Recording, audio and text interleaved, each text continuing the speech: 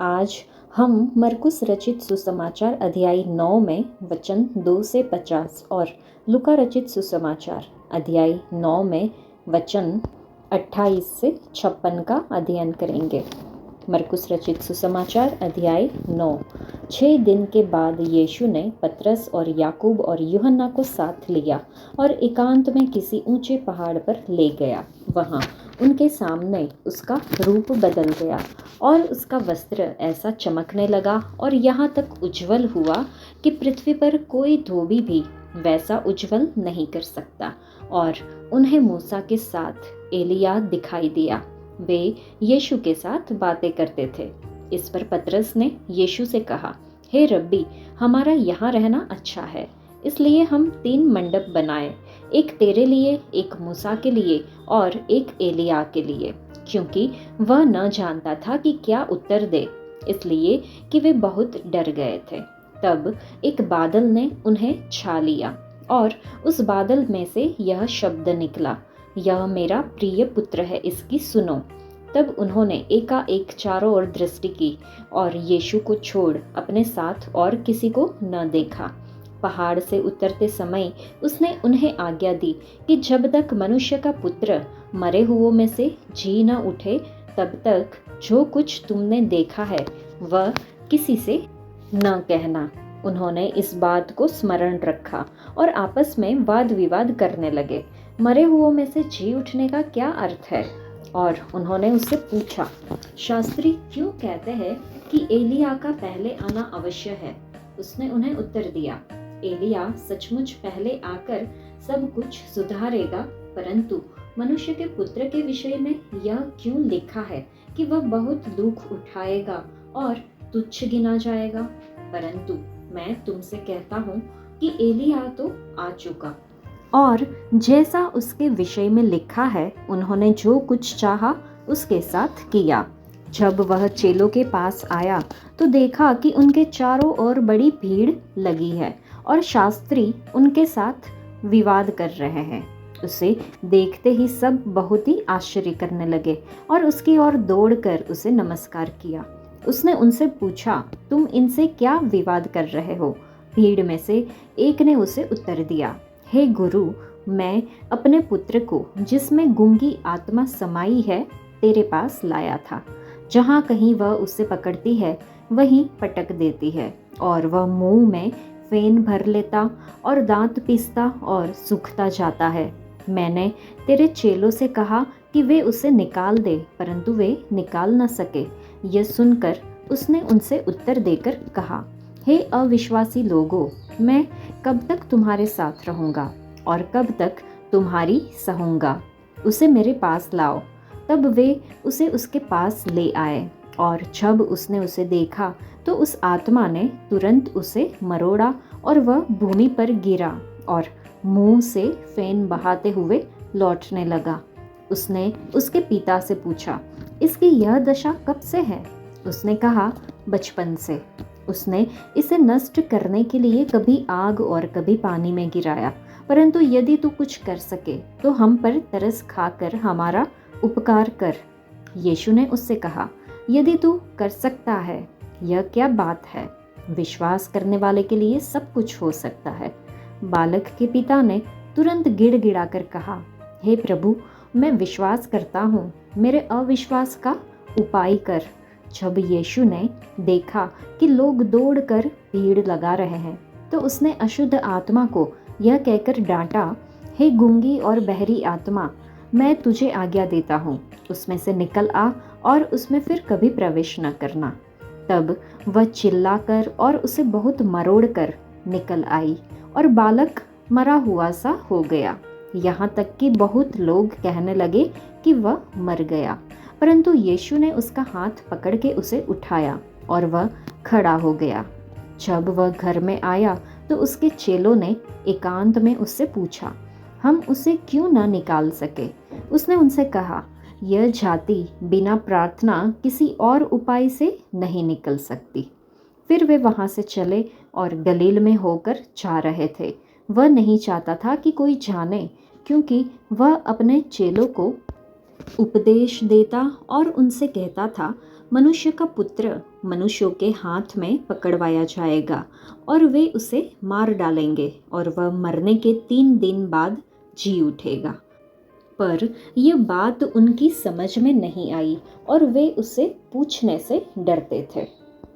इन वचनों में हमने यीशु का रूपांतरण देखा, दुष्टात्मा ग्रसित बालक को चंगा करने के बारे में देखा और वचन 30 से 32 में हमने देखा कि यीशु पुनः अपनी मृत्यु और पुनरुत्थान की भविष्यवाणी करते हैं। हमारे प्रभु की कैसरिया फिलिप्पी की यात्रा समाप्त हो चुकी थी। अब प्रभु गलील में होकर जा रहे थे, एक यात्रा जो उन्हें यरूशलेम और क्रूस की ओर ले जाएगी। उसने बिना किसी की जानकारी के यात्रा करना चाहा। उसकी सार्वजनिक सेवकाई का अधिकांश भाग समाप्त हो चुका था। अब वह चेलों के साथ समय गुजारते हुए उन्हें आगामी घटना के लिए शिक्षा देना और तैयार करना चाहते थे। प्रभु ने उन्हें साफ साफ कह दिया कि वह 3 दिन बाद पुनः जी उठेंगे। उसके चेले इस बात को समझ ना पाए और वे उससे पूछने से डरते थे। हम भी बहुधा पूछने से डरते हैं और इस प्रकार आशीष को खो देते हैं।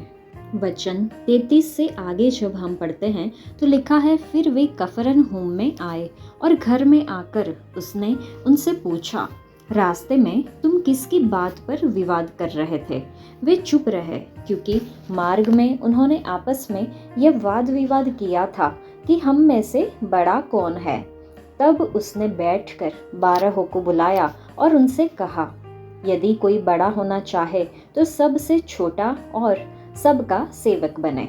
और उसने एक बालक को लेकर उनके बीच में खड़ा किया और उसे गोद में लेकर उनसे कहा, जो कोई मेरे नाम से ऐसे बालकों में से किसी एक को भी ग्रहण करता है वह मुझे ग्रहण करता है, और जो कोई मुझे ग्रहण करता वह मुझे नहीं वरन मेरे भेजने वाले को ग्रहण करता है। तब यूहन्ना ने उससे कहा, हे गुरु, हमने एक मनुष्य को तेरे नाम से दुष्ट आत्माओं को निकालते देखा और हम उसे मना करने लगे, क्योंकि वह हमारे पीछे नहीं हो लेता था। यीशु ने कहा, उसको मत मना करो, क्योंकि ऐसा कोई नहीं जो मेरे नाम से सामर्थ का काम करे और जल्दी से मुझे बुरा कह सके, क्योंकि जो हमारे विरोध में नहीं वह हमारी ओर है। जो कोई एक कटोरा पानी तुम्हें इसलिए पिलाए कि तुम मसीह के हो, तो मैं तुमसे सच कहता हूँ कि वह अपना प्रतिफल किसी रीति से ना खोएगा। जो कोई इन छोटों में से जो मुझ पर विश्वास करते हैं किसी को ठोकर खिलाए, तो उसके लिए भला यह है कि एक बड़ी चक्की का पाट उसके गले में लटकाया जाए और वह समुद्र में डाल दिया जाए। यदि तेरा हाथ तुझे ठोकर खिलाए तो उसे काट डाल। टुंडा होकर जीवन में प्रवेश करना तेरे लिए इससे भला है कि 2 हाथ रहते हुए नरक की आग में डाला जाए, जो कभी बुझने की नहीं। यदि तेरा पाँव तुझे ठोकर खिलाए तो उसे काट डाल। लंगड़ा होकर जीवन में प्रवेश करना तेरे लिए इससे भला है कि 2 पाँव रहते हुए नरक में डाला जाए। यदि तेरी आँख तुझे ठोकर खिलाए तो उसे निकाल डाल। काना होकर परमेश्वर के राज्य में प्रवेश करना तेरे लिए इससे भला है कि 2 आँख रहते हुए तू नरक में डाला जाए, जहाँ उनका कीड़ा नहीं मरता और आग नहीं बुझती, क्योंकि हर एक जन आग से नमकीन किया जाएगा। नमक अच्छा है, पर यदि नमक का स्वाद जाता रहे तो उसे किससे नमकीन करोगे? अपने में नमक रखो और आपस में मेल मिलाप से रहो। इन वचनों में हमने देखा कि यीशु मसीह ने उन्हें दीनता का एक पाठ सिखाया। उन्होंने कहा कि स्वेच्छा से सेवा के निचले स्थान को ग्रहण करना और खुद के स्थान पर दूसरों के लिए जीना प्रथम बनने का रास्ता है। यह अध्याय असफलताओं से भरा हुआ प्रतीत होता है। रूपांतरण के पहाड़ पर पतरस ने अदक्षता से बातें की। चेले गूंगी आत्मा को निकालने में असफल हुए। उन्होंने इस बात पर विवाद किया कि उनमें सबसे बड़ा कौन था। हम उन्हें दलबंदी के भाव को दर्शाते हुए वचन 38 से 40 में देखते हैं। यीशु का प्रिय चेला यूहन्ना था, जिसने प्रभु यीशु को सूचित किया कि उन्होंने उसके नाम से दुष्ट आत्माओं को निकालते हुए एक व्यक्ति को देखा था। वह व्यक्ति झूठी शिक्षा नहीं दे रहा था और न ही पाप में जीवन बिता रहा था। वह मात्र चेलों के साथ जुड़ा हुआ नहीं था। प्रभु यीशु ने कहा, उसको मना मत करो। अगर उसे मुझ पर इतना विश्वास है कि दुष्ट आत्माओं को निकालने में वह मेरे नाम का प्रयोग करता है, तो वह मेरी ओर है और वह शैतान के विरोध में कार्य कर रहा है। वह इस योग्य नहीं कि शीघ्रता से मुड़कर मुझे बुरा कह सके या मेरा शत्रु बन जाए। जो कोई भी सेवा में यीशु के विरोध में नहीं, निश्चित रूप से शैतान के विरोध में है और इसलिए वह मसीह की ओर है। यहाँ तक कि मसीह के नाम से दिखाई गई थोड़ी सी दया भी पुरस्कृत होगी। एक चेले को एक कटोरा पानी दिया जाना, क्योंकि वह मसीह का है, बिना प्रतिफल नहीं जाएगा। एक दुष्ट आत्मा को निकालना इसकी तुलना में दर्शनीय है। एक कटोरा पानी देना सामान्य बात है, लेकिन ये दोनों ही उसकी दृष्टि में बहुमूल्य है जब वे प्रभु की महिमा के लिए किए जाते हैं। प्रभु के सेवक को अवश्य सोचना चाहिए कि उसके शब्दों और कार्यों का दूसरों पर क्या प्रभाव होगा। एक सह विश्वासी को ठोकर खिलाकर उसे जीवन भर की आत्मिक क्षति पहुंचाना संभव है। छोटों में से किसी एक का पवित्रता और सत्य के पथ से भटकने से भला होगा कि एक चक्की का पाट उसके गले में लटकाकर उसे डुबो दिया जाए। आगे के वचन में प्रभु ने यह समझाते हुए हाथ, पांव और आंख के विषय में बताया कि इनके द्वारा ठोकर खाकर नरक में जाने की अपेक्षा इनमें से एक को खोना भला है। हाथ हमारे कार्यों का सुझाव देते हैं, पांव हमारे चाल का और आंख उन वस्तुओं का जिनकी हम लालसा रखते हैं। ये संभावित जोखिम स्थल है। अगर उनके साथ कठोरता से व्यवहार न किया जाए तो वे हमें अनंत विनाश की ओर ले जा सकते हैं। प्रभु बार बार नरक को ऐसी जगह बताते हैं जहां उनका कीड़ा नहीं मरता और आग नहीं बुझती। ये भयंकर रहस्यपूर्ण है। अगर हम इस पर वास्तव में विश्वास करते तो संसार की बातों के लिए नहीं, लेकिन कभी न मरने वाली आत्माओं के लिए अपना जीवन व्यतीत करते। सौभाग्यवश एक हाथ या पांव को काट डालना या एक आंख को निकाल फेंकना कभी भी नैतिक रूप से आवश्यक नहीं है। प्रभु यीशु ने यह नहीं सुझाया कि हमें इन सख्त कार्यों को अभ्यास में लाना चाहिए। उन्होंने केवल इतना कहा कि इन अंगों के दुरुपयोग के द्वारा नरक में खींचे जाने की अपेक्षा इन अंगों के प्रयोग को बलिदान कर देना भला होगा। आगे लिखा है, क्योंकि हर एक जन आग से नमकीन किया जाएगा। 3 मुख्य समस्याएं हैं। किस आग का संकेत है?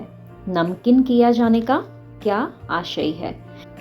क्या हर एक जन मतलब उद्धार पाए हुओं का, उद्धार न पाए हुओं का, या दोनों का संकेत है? आग का अर्थ नरक या किसी भी प्रकार का न्याय और आत्म न्याय सम्मिलित हो सकता है। नमक उस वस्तु का संकेत देता है जो सुरक्षित रखता, शुद्ध करता और नमकीन करता है।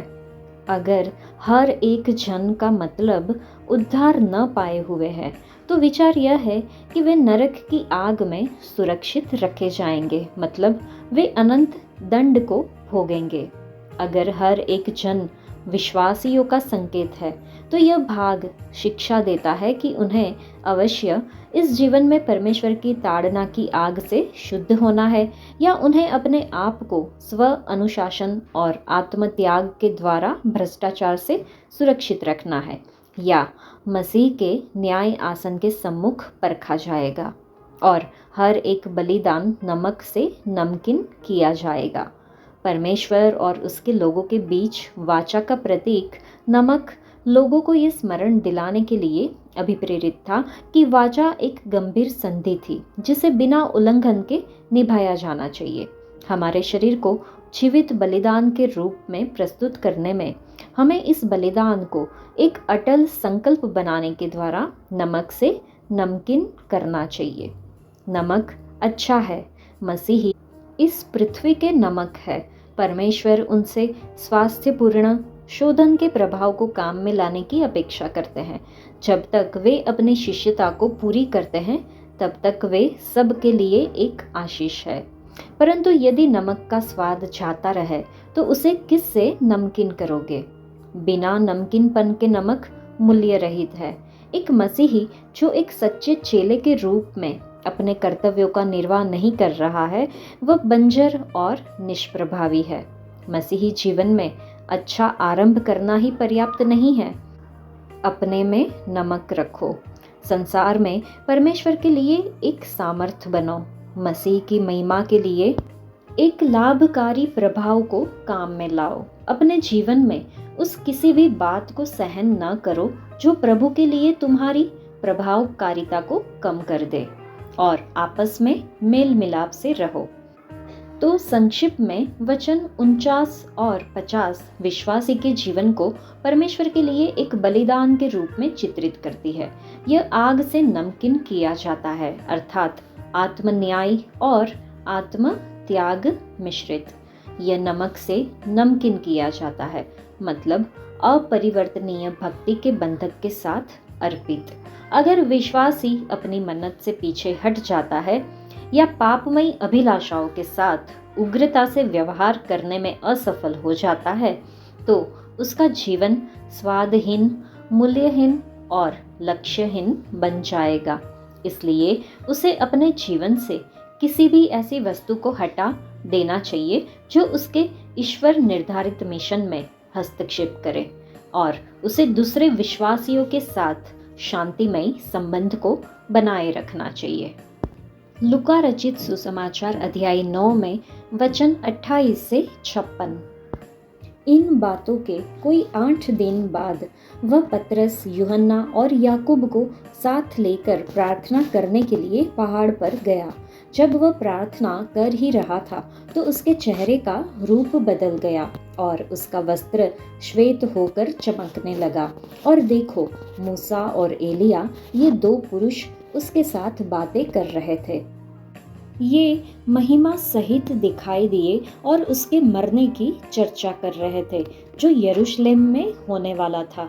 पतरस और उसके साथी नींद से भरे थे, और जब अच्छी तरह सचेत हुए तो उसकी महिमा और उन 2 पुरुषों को जो उसके साथ खड़े थे देखा।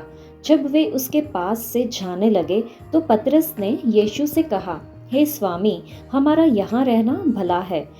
अतः हम 3 मंडप बनाए, एक तेरे लिए, एक मूसा के लिए और एक एलिया के लिए। वह जानता न था कि क्या कह रहा है। वह यह कह ही रहा था कि एक बादल ने आकर उन्हें छा लिया, और जब वे उस बादल से घिरने लगे तो डर गए। तब उस बादल में से यह शब्द निकला, यह मेरा पुत्र और मेरा चुना हुआ है, इसकी सुनो। यह शब्द होते ही यीशु अकेला पाया गया और वे चुप रहे, और जो कुछ देखा था उसकी कोई बात उन दिनों में किसी से न कही। इन वचनों में हमने देखा कि जब प्रभु प्रार्थना कर रहे थे तो उनका बाहरी रूप बदलने लगा। यह एक रोचक तथ्य है। प्रार्थना के द्वारा हम में अन्य परिवर्तनों के साथ साथ हमारा मुख भी परिवर्तित होने लगता है। उनके चेहरे से एक उजली चमक दमकने लगी और उनका वस्त्र चकाचौंध कर देने वाली सफेदी से चमक उठा। जैसा कि उल्लेख किया गया है कि यह उस महिमा का पूर्व दृश्य है जो महिमा प्रभु के आने वाले राज्य के समय प्रभु में देखी जाएगी। जब वह इस पृथ्वी पर थे तब उनकी महिमा उनके मांस के शरीर से साधारणतः ढकी हुई थी। वह यहाँ पर अपनी दीन अवस्था में एक बंधुए दास के समान थे, लेकिन अपने 1000 वर्ष के शासन के दौरान उनकी महिमा पूरी तरह से प्रकट हो जाएगी। सभी उसे उसके सारे वैभव और प्रताप में देख सकेंगे। मूसा और एलिया यीशु से उसके मरने की चर्चा कर रहे थे जो यरूशलेम में होने वाला था। ध्यान दे कि यहाँ पर उसकी मृत्यु को एक पूर्णता या सिद्धता के रूप में कहा गया है। यह भी ध्यान दे कि मृत्यु सिर्फ एक निर्गमन या विदाई है। यह अस्तित्व का समाप्त हो जाना नहीं, लेकिन एक स्थान को छोड़कर दूसरे स्थान में जाना है। जब चेले अच्छी तरह सचेत हुए तो उन्होंने मसीह की महिमा की चमकदार दमक को देखा। इस अवसर की पवित्रता को संरक्षित रखने के प्रयास में पतरस ने 3 मंडप खड़े करने का प्रस्ताव रखा, एक यीशु के सम्मान में, एक मूसा के और एक एलिया के। लेकिन ये विचार ज्ञान के अभाव में और उत्तेजना से उत्पन्न हुआ। उस बादल में से जिसने उन्हें घेर लिया परमेश्वर का शब्द निकला, जिसमें यीशु को परमेश्वर ने अपना प्रिय पुत्र बताया और चेलों से कहा कि वे उसकी बात सुने। जैसे ही यह शब्द कहा गया, उसके बाद मूसा और एलिया लोप हो गए और यीशु अकेला वहां रह गया। स्वर्ग के राज्य में भी ऐसा ही होगा। वह सारी बातों में प्रधान होगा। वह अपनी महिमा किसी के साथ नहीं बांटेंगे। चेले वहां से इतने विस्मय के साथ गए कि उन्होंने दूसरों को इस घटना के विषय में कुछ नहीं बताया। वचन 37 से आगे जब हम पढ़ते हैं तो लिखा है, दूसरे दिन जब वे पहाड़ से उतरे तो एक बड़ी भीड़ उससे आ मिली। और देखो, भीड़ में से एक मनुष्य ने चिल्लाकर कहा, हे गुरु, मैं तुझसे विनती करता हूँ कि मेरे पुत्र पर कृपा दृष्टि कर, क्योंकि वह मेरा एकलौता है। और देख, एक दुष्ट आत्मा उसे पकड़ती है और वह एकाएक चिल्ला उठता है और वह उसे ऐसा मरोड़ती है कि वह मुंह में फैन भर लाता है और उसे कुचलकर कठिनाई से छोड़ती है। मैंने तेरे चेलों से विनती की कि उसे निकाले, परंतु वे न निकाल सके। यीशु ने उत्तर दिया, हे अविश्वासी और हठीले लोगों, मैं कब तक तुम्हारे साथ रहूंगा और तुम्हारी सहूंगा। अपने पुत्र को यहाँ ले आ। वह आ ही रहा था कि दुष्ट आत्मा ने उसे पटक कर मरोड़ा, परंतु यीशु ने अशुद्ध आत्मा को डांटा और लड़के को अच्छा करके उसके पिता को सौंप दिया। तब सब लोग परमेश्वर के महासामर्थ्य से चकित हुए।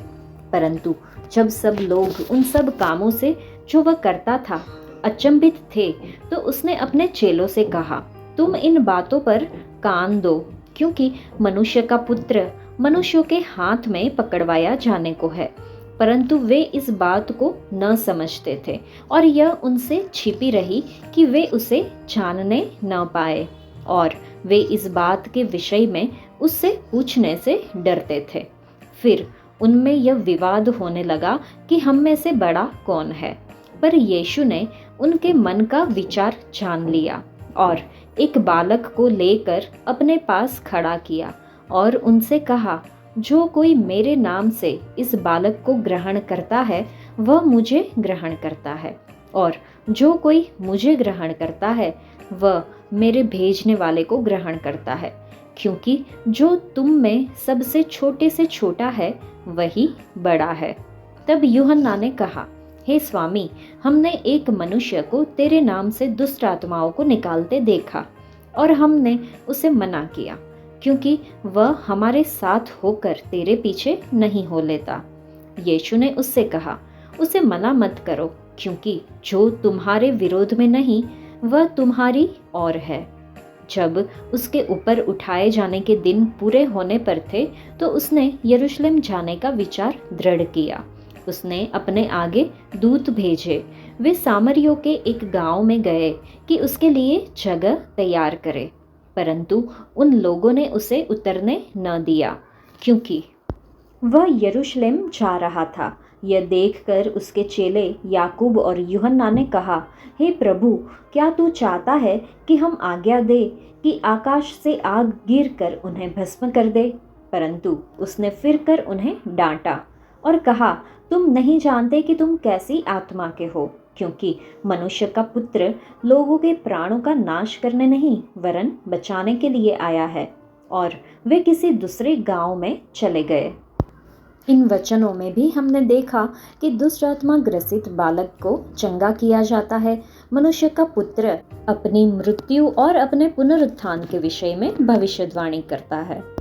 परमेश्वर के राज्य में सच्ची महानता के बारे में बताया गया है। चेले न सिर्फ ये अपेक्षा कर रहे थे कि महिमामय राज्य शीघ्र ही आने वाला है, परंतु वे इस राज्य में बड़े बड़े पदों को पाने की लालसा भी रखते थे।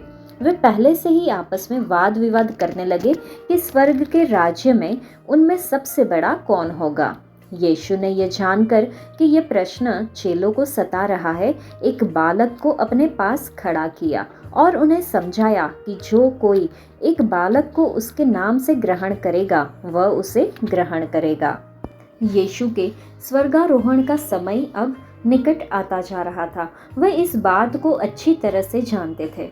वह यह भी जानते थे कि बीच में क्रूस को पार करना है, इसलिए वह उस संकल्प को लेकर यरूशलेम और यरूशलेम में उसके साथ होने वाली बातों की ओर बढ़ चलता है। मार्ग में एक सामरी गांव ने परमेश्वर के पुत्र का सत्कार नहीं किया। लोग जानते थे कि वह यरूशलेम को जा रहा था और कम से कम उनके लिए उसे रोकने का यह कारण पर्याप्त था। आखिर यहूदी और सामरी लोग एक दूसरे से घोर बैर रखते थे। अपनी संप्रदायवादी मताग्रही आत्मा, अपने अलगाववादी रवैये और अपनी जाति पर उनके घमंड के कारण उन्होंने महिमा के प्रभु को अपने मध्य उतरने नहीं दिया। याकूब और यूहन्ना इस अशिष्ट व्यवहार से इतने दुखी हो गए कि उन्होंने आकाश से आग गिराकर दोषियों को नाश करने का प्रस्ताव रखा। यीशु ने तुरंत उन्हें डांटा। वह लोगों के प्राण को नाश करने नहीं, वरन उन्हें बचाने के लिए आए हैं। यह प्रभु के प्रसन्न होने का वर्ष था, हमारे परमेश्वर के पलटा लेने का दिन नहीं। उन्हें अनुग्रह का व्यवहार करना चाहिए था, पलटा लेने वाला नहीं। आज के लिए इतना ही। परमेश्वर आप सबको आशीष दे। धन्यवाद।